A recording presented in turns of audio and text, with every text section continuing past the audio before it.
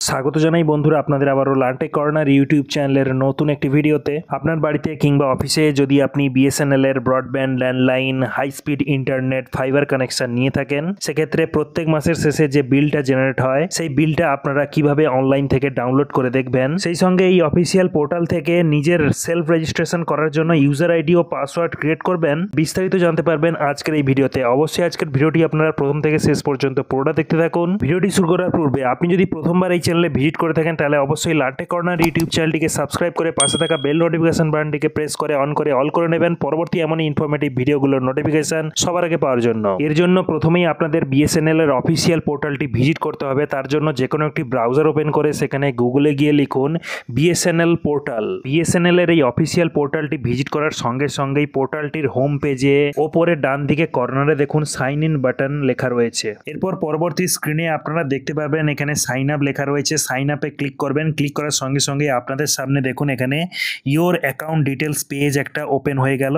এখানে আপনাদের প্রথমেই নামটা এন্টার করে দিতে হবে। এন্টার করে দেওয়ার পর আপনার একটি যে ভ্যালিড ইমেল আইডি রয়েছে সেই ভ্যালিড ইমেল আইডিটি আপনারা এখানে ইমেল আইডির ঘরে সঠিকভাবে বসিয়ে দেবেন। পরবর্তী ক্ষেত্রে আপনার এই ইমেল আইডিটাই কিন্তু ইউজার নেম হিসেবেই কনসিডার করা হবে। দেন আপনারা নিচে দেখবেন একটি মোবাইল নাম্বার চাওয়া হচ্ছে, ভ্যালিড মোবাইল নাম্বার এখানে এন্টার করবেন। এন্টার করে দেওয়ার পর আপনারা নিচে দেখতে পাবেন সার্কেল আপনাদের সিলেক্ট করতে বলা হবে। সো আপনারা ড্রপডাউন লিস্ট থেকে আপনারা যে সার্কেলের মধ্যে পড়েন সেই সার্কেলটা আপনারা এখানে সিলেক্ট করবেন।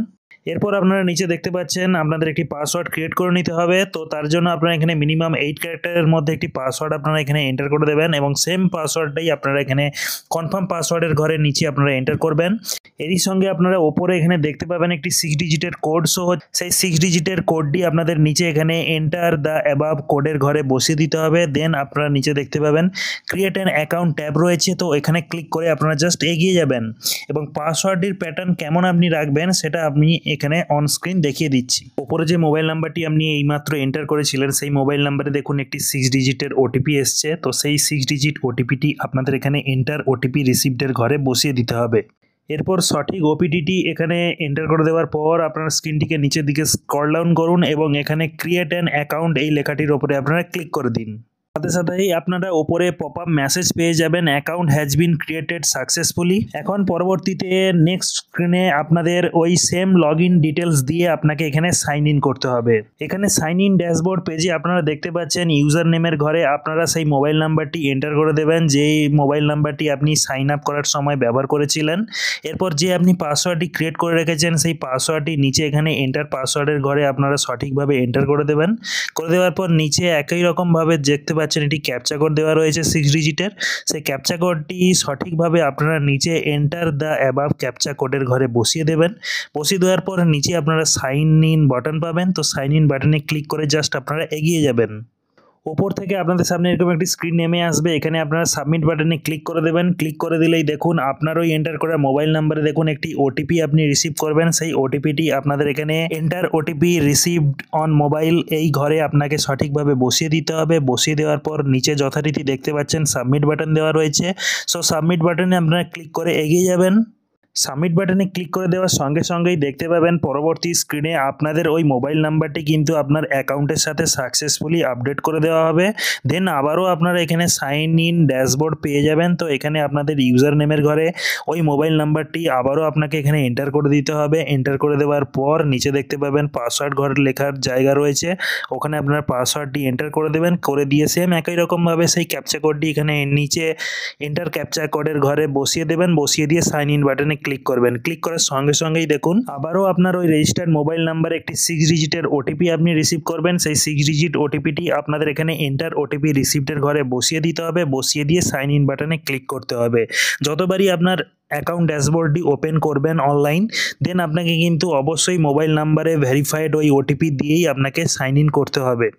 সেই কারণেই প্রত্যেকবার আপনি যখন আপনার অ্যাকাউন্টটি লগ ইন করতে যাবেন অবশ্যই আপনার রেজিস্টার্ড মোবাইল নাম্বারটি সাথে রাখবেন।